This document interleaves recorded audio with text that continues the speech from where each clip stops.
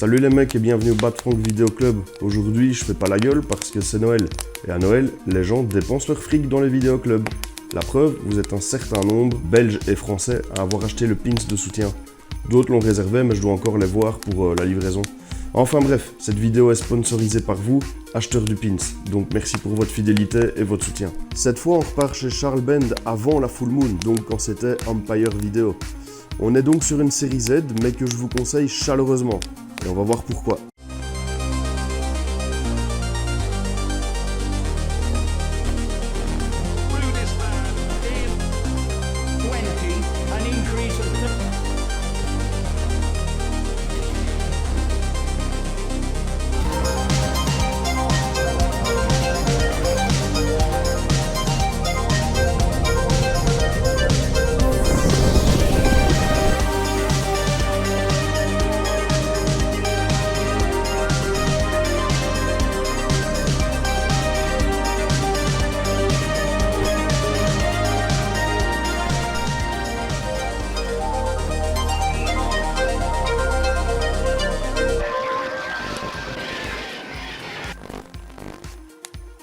Avant de démarrer, j'aimerais tout de même parler rapidos du concept des films A, B et Z, pour ceux du fond uniquement. Alors c'est simple, durant l'âge d'or du cinéma, la belle époque de Vincent Price, Bela Lugosi, Roger Corman, on passait souvent des films en double programme. Il y avait le film à proprement parler, donc le A, et un film à petit budget, le B. Il passait évidemment beaucoup plus inaperçu, étant donné qu'en plus le marketing autour de celui-ci était purement inexistant. Pourtant, des années plus tard, ces pellicules ont commencé à intéresser les spectateurs. La raison la plus évidente étant l'ingéniosité des réalisateurs, des équipes. Sans trop de budget, il faut être créatif, c'est comme ça que les séries B sont devenues, au fil du temps, de plus en plus intéressantes. Aujourd'hui, on les retrouve en direct ou vidéo, mais aussi au cinéma. Evil Dead est une série B par exemple. Des mecs comme Sam Raimi, Tarantino, Robert Rodriguez, Alexandre Aja, tous ces mecs-là sont issus de la série B. Alors de là, on a aussi un sous-genre, la série Z, aussi appelée nanar, qui est un peu la série B, avec moins de thunes et surtout moins de talent. Et à nouveau, ce genre trouve toutefois son public grâce à l'utilisation de certains procédés, mais surtout grâce à l'absence d'une certaine censure. En effet, les films ne sortiront évidemment pas au cinéma et on n'applique pas les mêmes standards à toutes les strates du cinéma, c'est logique. Et là, vous trouvez des films comme celui de ce soir. Mais attention, dans ce sous-genre aussi, il y a des grandes différences entre les levels. Ici, on tape clairement sur le dessus et on aime ça. Le nanar, ça se rapproche de l'amateurisme. Aujourd'hui, Roed Rex, le monstre de la lande. Clive Barker, le célèbre écrivain anglais, nous signe ici le scénario. Georges Pavlou, un débutant, est à la réalisation. Il n'a que 3 films à son actif, et franchement, ça aide à classer le film dans la catégorie du nanar. Mais tout ça, c'est pour notre bonheur, hein. Bon, Clive Barker, quant à lui, nous a réalisé Cabal en 1990, et nous produit quelques Hellraiser. Et Roed Rex, ça raconte quoi ? Howard Allen Beck est un Américain qui sillonne l'Irlande avec sa femme et ses 2 gosses. Il y étudie certains édifices parce que Lascar écrit un bouquin sur, accrochez-vous, la persistance des sites sacrés de cette partie du pays. En fait, il part du postulat que de nombreux édifices religieux sont bâtis sur d'anciens sites sacrés. Il s'intéresse particulièrement aux sites néolithiques avec le culte de la fertilité qui y est rattaché.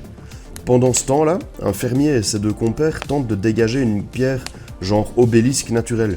Ça chie des poutres, donc les 2 fermiers se tirent et laissent leur pote régler ça tout seul. En faisant ça, je vous laisse deviner ce qui se passe.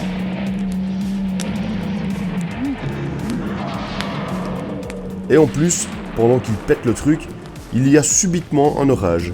Moi perso, je l'aurais pas fait. Ça paraît évident dans la vraie vie qu'une grosse merde de chupacabra irlandais démoniaque risque d'en sortir, non ? Bon, en gros, pour ne pas spoiler, le Roed, c'est son petit nom, gicle tout sur son passage et ne fait aucune différence, sauf sur elle.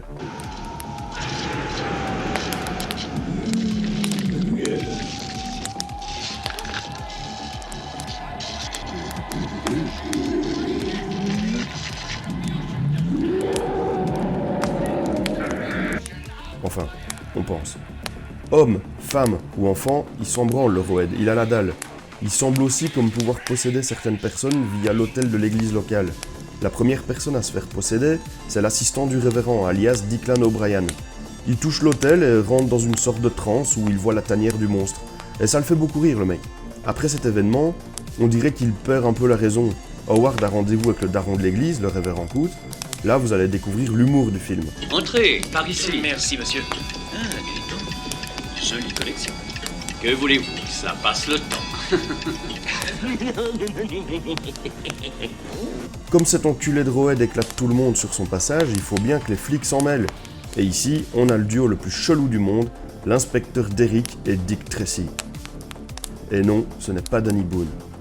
Alors ici, si vous attendiez des boobs, foutez-la vous derrière l'oreille, voyez plutôt les scènes hautes. Tu as un petit air coquin, on te l'a déjà dit. Mais tout le monde. Oh la salope.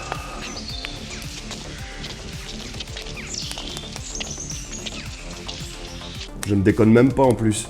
Même si j'ai une micro-surprise pour les fans hardcore de la chaîne. S'il vous plaît. Bon, il faut savoir que ce film était censé aider Berker à se remettre de l'échec de Transmutation, qu'il a écrit et que Pavlou a aussi réalisé. C'est con parce que très sincèrement, l'histoire en tant que telle est vraiment sympa. On capte le potentiel assez immédiatement. Le personnage du monstre, du Roed, est cool aussi. Une sorte de mélange entre Bebop et Rocksteady des Tortues Ninja, avec un loup-garou. C'est un des éléments qui fait que le film est un nanar, un film Z. La créature caoutchouteuse, bien que fort sympathique, ridiculise le monstre d'une certaine manière. En tout cas, suffisamment que pour éloigner les gens normaux, le public traditionnel de ce film. Nous, c'est une autre histoire. Plus sérieusement, le film aurait clairement pu être une super série B, avec plus de moyens, de talent, notamment sur les costumes. Par ailleurs, ce qui définitivement envoie le film aux confins de la fréquentabilité pour la masse, c'est son montage. Si vous êtes, et honte sur vous, un inconditionnel des faux raccords, arrêtez tout. Vous n'aurez pas assez de mains et pas assez de doigts pour les compter. Il y a des scènes assez intéressantes aussi dans ce film. Par exemple, celle-ci, où on est dans un camp de gitans.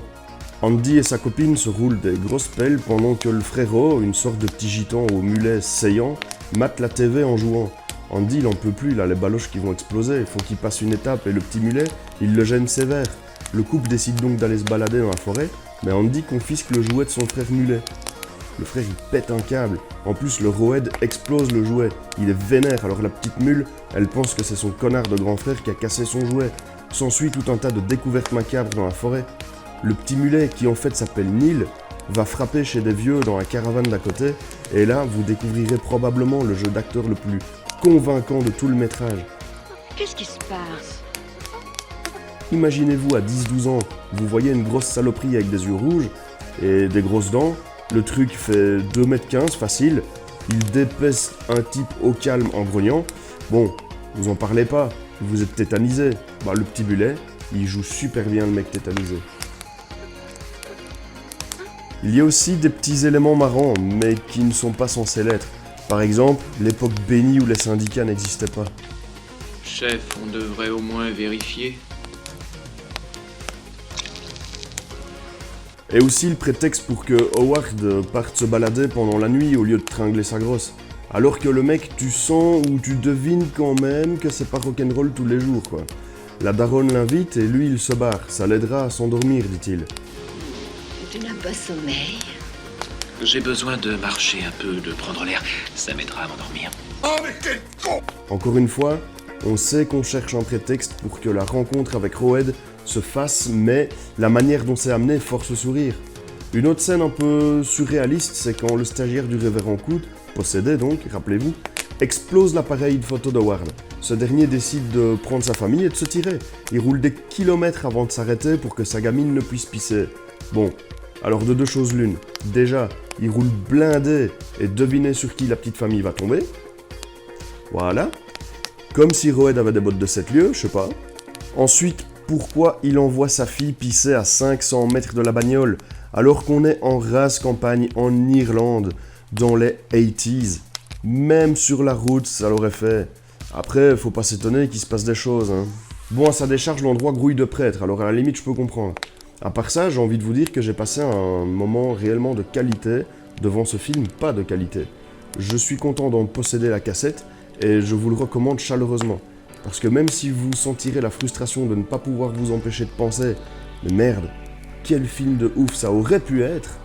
bah force est de constater qu'avec un peu de tolérance, on s'amuse, on se prend en jeu, même si ce n'est pas innocent, et que c'est plus comme sourire à son enfant qui, sur scène, joue un tronc d'arbre à sa fancy fair.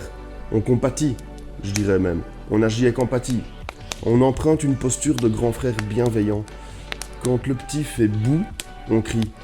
Mais au final, cela nous crée du souvenir et ça renforce des liens. Cracher sur un film parce que les acteurs sont nuls ou parce que le make-up pue la merde, c'est un comportement que je n'aime pas. C'est exactement ce que vous conchiez dans cette société de merde où les plus forts sont finalement les plus riches.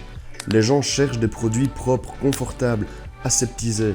Je vous présente ce film ce soir comme un grand fuck à tous ceux qui pensent et agissent comme ça. Vive le cinéma libre et indépendant. Joyeux putain Noël à tous.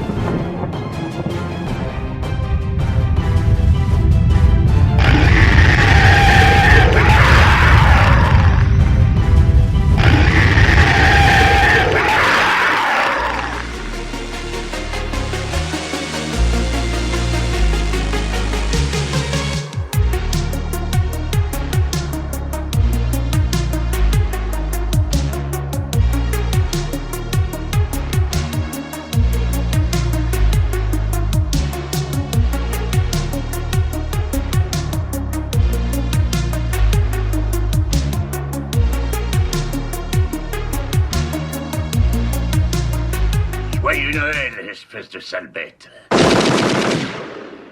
Et une très bonne année.